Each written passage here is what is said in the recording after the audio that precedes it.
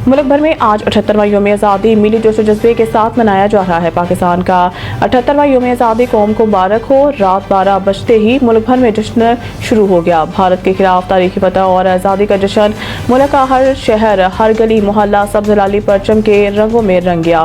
कराची, लाहौर, इस्लामाबाद, पेशावर, कोयटा और मुल्तान समेत मुल्क के कोने कोने में चिरागा और आतिशबाजी का मुजाहरा किया गया। यौम आज़ादी मनाने शहरी सड़कों पर निकल आए। जगह जगह जश्न आज़ादी पर रैलियां निकाली जा रही हैं। इलाहाबाद बुध को जना स्पोर्ट्स कॉम्प्लेक्स इस्लामाबाद में यौम आज़ादी और मार्का हक की फतह की तकरीब मुनक्किद की गई। तकरीब में सदर मुमलिकत आसिफ अली ज़रदारी, वज़ीर आज़म शहबाज शरीफ और तीनों मुसल्लह अफ़वाज के सरबराहान शरीक हुए। तकरीब में वफाकी काबीना के अरकान, कौमी असम्बली और सेनेट अरकान और दोस्त ममालिक के सफरा समेत बड़ी तादाद में शहरी भी शरीक हुए।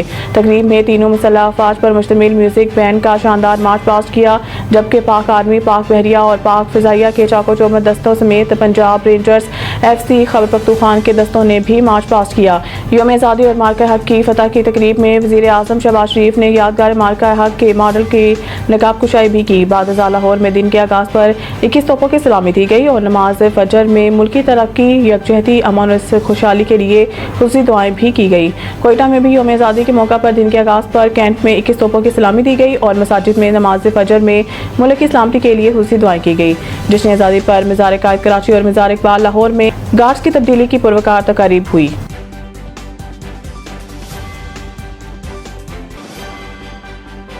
अपनी आज़ादी और खुद मुख्तारी पर कभी समझौता नहीं करेंगे। Field marshal Asim Munir. तफसीलात के मुताबिक chief of army staff field marshal Syed Asim Munir ने यौम आज़ादी पर तमाम अहले पाकिस्तान को दिल की गहराइयों से मुबारकबाद दी और कहा कि अपने बुजुर्गों और बरसगीर के मुसलमानों की कुर्बानियों को खराज तहसीन पेश करता हूँ।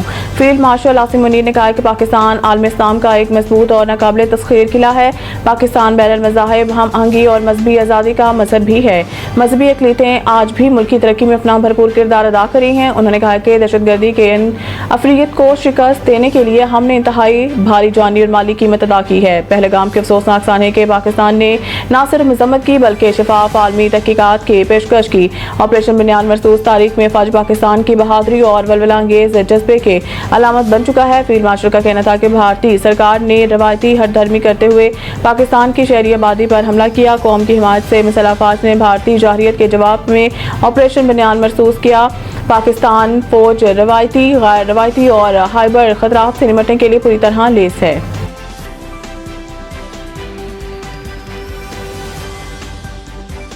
एक शख्स कौमी दिनों पर PTI को फोकियत देता है। अहम दिनों पर एहतजाज इनका मामूल बन गया है। वज़ीर दफ़ा ख्वाजा आसिफ का कहना है कि 14 अगस्त और दूसरे कौमी अहमियत के दिनों पर PTI का एहतजाज मामूल बन गया है। एक बयान में ख्वाजा आसिफ ने कहा है कि एक शख्स कौमी दिनों और त्योहारों पर PTI को फोकियत देता है। 14 अगस्त और दूसरे कौमी अहमियत के दिनों पर PTI का एहतजाज मामूल बन गया है। वज़ीर दिफा ने असद कैसर को भी तनकीद का निशाना बनाते हुए कहा है कि रहनुमा PTI कहते हैं कि वो खैबर पख्तूनख्वा में दहशतगर्दों के खिलाफ ऑपरेशन नहीं करने देंगे। पाक भारत जंग में अलीमा खान हुकूमत पर मोदी से साज़बाज़ का इल्जाम लगाती रही। वज़ीर दिफा ने मज़ीद कहा है कि इस साल 714 ने जान वतन पर कुर्बान की। PTI के किसी लीडर ने ना कोई ताज़ीती बयान दिया, ना किसी के घर जाकर अफसोस किया, बल्कि मुखालफाना बयान दिए। कोई शख्स या लीडर वतन से बुलंद नहीं, अव्वल और आखिर पाकिस्तान है। सुप्रीम कोर्ट में 1980 के रूल्स के जगह 2025 के रूल्स बाकायदा लागू कर दिए गए। सुप्रीम कोर्ट ऑफ पाकिस्तान में 1980 के रूल्स की जगह 2025 के रूल्स बाकायदा लागू कर दिए गए हैं। इस हवाले से जारी इलामिया के मुताबिक ये रूल्स अहद हाजिर के जदीद तकाज़ों को मद्देनजर रख कर बनाए गए हैं। रूल्स तश्कील के लिए जस्टिस शाहिद वहीद, जस्टिस इरफान सादत, जस्टिस नईम अख्तर अफगान और जस्टिस अकील अब्बासी पर मुश्तमिल कमेटी तश्कील दी गई थी। इलामिया में मज़ीद बताया गया है कि तश्कील करदा कमेटी ने सुप्रीम कोर्ट जजेस, पाकिस्तान बार और सुप्रीम कोर्ट बार समेत दीगर बार से भी मुशावरत की। कमेटी के तजावीज़ को अदालत इस्मा के फुल कोर्ट के सामने रखा गया, जिसने गौर व फिक्र के बाद रूल 2025 को मंजूर किया।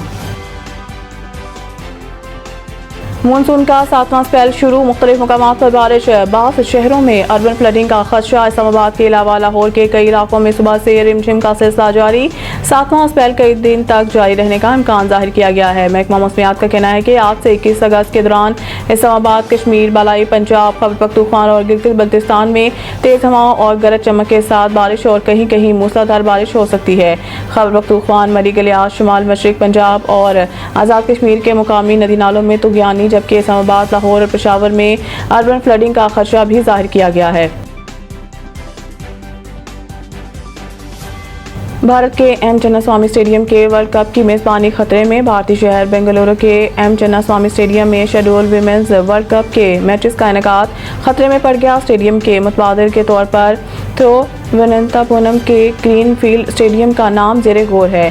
कर्क इन्फो के मुताबिक कर्नाटक स्टेट क्रिकेट एसोसिएशन ने स्टेडियम में मैचेस के इनेकाद के लिए सिक्योरिटी के हवाले से पुलिस की इजाज़त के हवाले से BCCI की जानिब से तय की गई 10 अगस्त की डेडलाइन मिस कर दी, जिसके बाद इस वेन्यू पर इवेंट के मैचेस का इनेकाद खतरे में पड़ गया। इस वक्त बेंगलुरु में 30 सितंबर को भारत और श्रीलंका के दरमियान इवेंट का ओपनर, 3 अक्टूबर को इंग्लैंड और जनूबी अफ्रीका, 26 अक्टूबर को इंडिया और बांग्लादेश, 30 अक्टूबर को दूसरा सेमीफाइनल और मुमकिन तौर पर 2 नवंबर को मुमकिन फाइनल समेत 5 मैचेस शेड्यूल हैं।